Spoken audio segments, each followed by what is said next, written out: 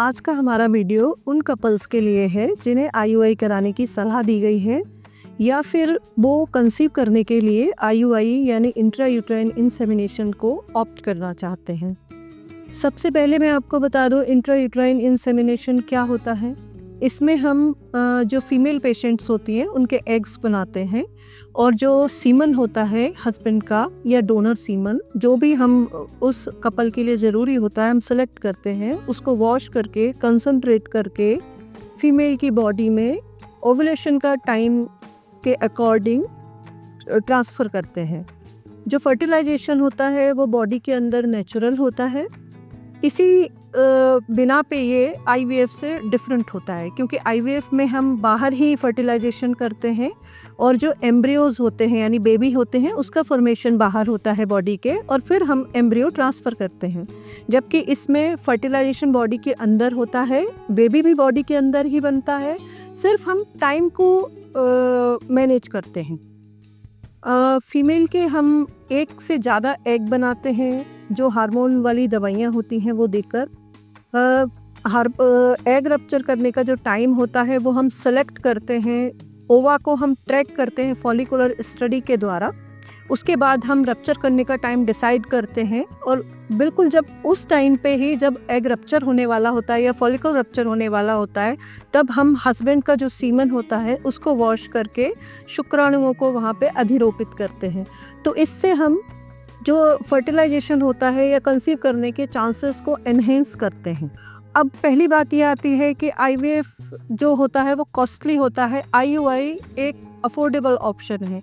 यदि आपको आपके डॉक्टर ने आईयूआई करने की सलाह दी है तो आपको आईयूआई पे ज़रूर जाना चाहिए, उससे आप आईवीएफ के खर्चे से बच सकते हैं।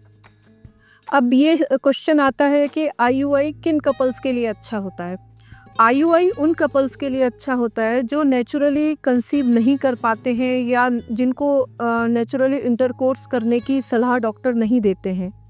जैसे वे कपल्स जिनमें हस्बैंड में इरेक्टाइल डिसफंक्शंस होते हैं और जो संबंध नहीं बना पाते हैं, या जो फीमेल जिनको वेजिनिस्मस होता है, ये समस्या होती है जिसमें साइकोलॉजिकल फैक्टर्स के कारण जो वेजाइना होती है उसकी मसल्स कॉन्ट्रैक्ट हो जाती हैं और इंटरकोर्स बहुत पेनफुल होता है तो वो इंटरकोर्स नहीं करना चाहती हैं, लेकिन फिर भी वो कपल बेबी कंसीव करना चाहता है तो उन कपल्स में भी हम आईयूआई करने की सलाह देते हैं।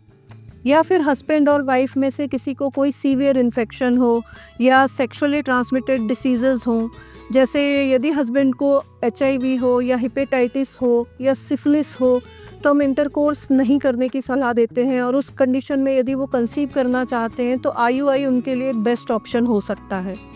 या फीमेल को बच्चेदानी के मुंह पे छाले हों या फीमेल को सिफिलिस टाइप की कोई बीमारी हो जिसमें हम इंटरकोर्स नहीं करने की सलाह दे रहे हैं तो उनके लिए भी आईयूआई एक बेस्ट ऑप्शन होता है।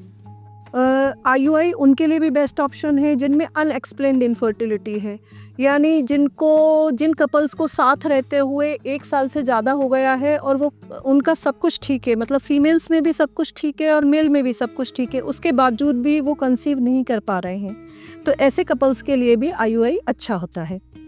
अब प्री रिक्विजिट्स यानी आईयूआई करने के लिए ऐसी कौन सी शर्तें हैं जो पूरी होनी ही चाहिए, मतलब अगर वो शर्तें पूरी नहीं हैं तो आईयूआई नहीं किया जा सकता। सबसे जो पहली शर्त है वो पहली शर्त है फीमेल की जो फैलोपियन ट्यूब्स हैं वो ओपन होना चाहिए। इसलिए आईयूआई कराने के लिए प्लीज़ अपनी फैलोपियन ट्यूब का टेस्टिंग जो कि एचएसजी के द्वारा या लेप्रोस्कोपी के द्वारा होता है वो आपका होना ही चाहिए, उसके बिना आपका आईयूआई नहीं करा जा सकता। दूसरी चीज़, हस्बैंड का जो सीमन पैरामीटर्स होते हैं वो अगर बेस्ट नहीं है तो एटलीस्ट ऑप्टिमम होना चाहिए। जो सीमन में शुक्राणुओं की संख्या होती है वो कम से कम जो नेचुरल या नॉर्मल होती है वो 60 to 100 मिलियन के आसपास होती है। हम 15 मिलियन तक कंसीव करने के लिए नॉर्मल रेंज मानते हैं। अगर आप आईयूआई करवाना चाहते हैं तो आईयूआई में 10 मिलियन काउंट तो होना ही चाहिए। फर्टिलिटी भी आपकी परफेक्ट होना चाहिए, उसके बिना आईयूआई नहीं किया जा सकता। दूसरी चीज़, फीमेल जो पार्टनर है आपका उनमें एग जो रिज़र्व होता है या अंडों के बीजों की संख्या होती है वो भी अच्छी होना चाहिए। यदि वो कम है तो आईयूआई से आपके कंसीव करने के चांसेस कम रहेंगे। सबसे मेन फैक्टर है एज।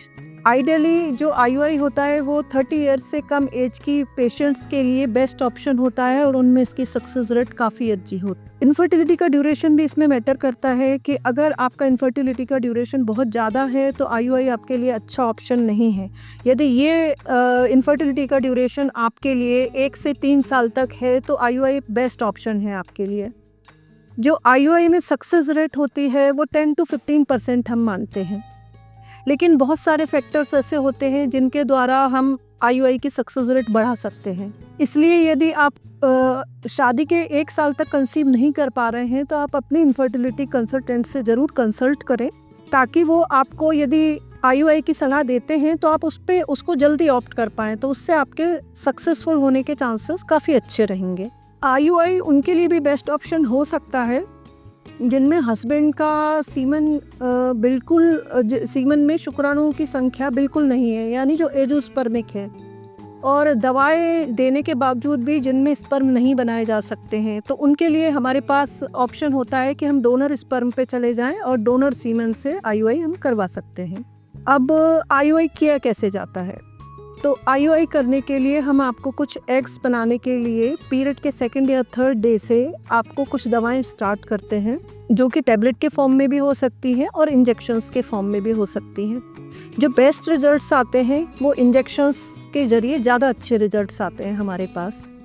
उस ड्यूरेशन में हम आपके हस्बैंड को भी कुछ दवाएं देते हैं उनका सीमन पैरामीटर्स को ऑप्टिमम करने के लिए, और कुछ इन्फेक्शंस को प्रिवेंट करने के लिए भी आप दोनों को हम दवाएं देते हैं। आपकी फॉलिकुलर ट्रैकिंग जो होती है वो हम लोग अल्ट्रासाउंड के द्वारा करते हैं। उसमें हम मुख्यतः जो आपका फॉलिकल का साइज़ है वो देखते हैं, और जो फॉलिकल को जो ब्लड जाता है तो उसका हम PSV एक मेज़र करते हैं। उसके द्वारा हम डिसाइड करते हैं कि जो आपका फॉलिकल है उसको रप्चर करने के लिए हम मैच्योरिटी का इंजेक्शन कब देंगे। वो एक बेस्ट मेथड होता है। तो जब हम इंजेक्शन लगाते हैं मैच्योरिटी के लिए, उसके हम 36 घंटे के बाद सीमन को वॉश करके आपके बॉडी में ट्रांसफ़र करते हैं। इसमें कोई भी पेन नहीं होता है आपको। ये हम अल्ट्रासाउंड गाइडेड करते हैं तो उससे ज़्यादा अच्छे रिजल्ट्स आते हैं। अब आपके पास क्वेश्चन ये आता है कि आपको ये कहाँ करवाना चाहिए। तो IUI करवाने के लिए आपको लेवल 2 ART रजिस्टर्ड जो सेंटर्स होते हैं उन्हीं पे करवाना चाहिए, क्योंकि उनके पास प्रॉपर मशीन्स होती हैं। जो क्लिनिशियंस होते हैं वो या एम्ब्रियोलॉजिस्ट होते हैं वो उस मेथड के लिए परफेक्टली ट्रेंड होते हैं। वो अल्ट्रासाउंड के द्वारा फॉलिकुलर स्टडी खुद करते हैं, तो उनकी जो फॉलिकुलर ट्रैकिंग होती है वो ज़्यादा अच्छी होती है, तो उससे आपके कंसीव करने के चांसेस काफ़ी अच्छे होते हैं। Thank you.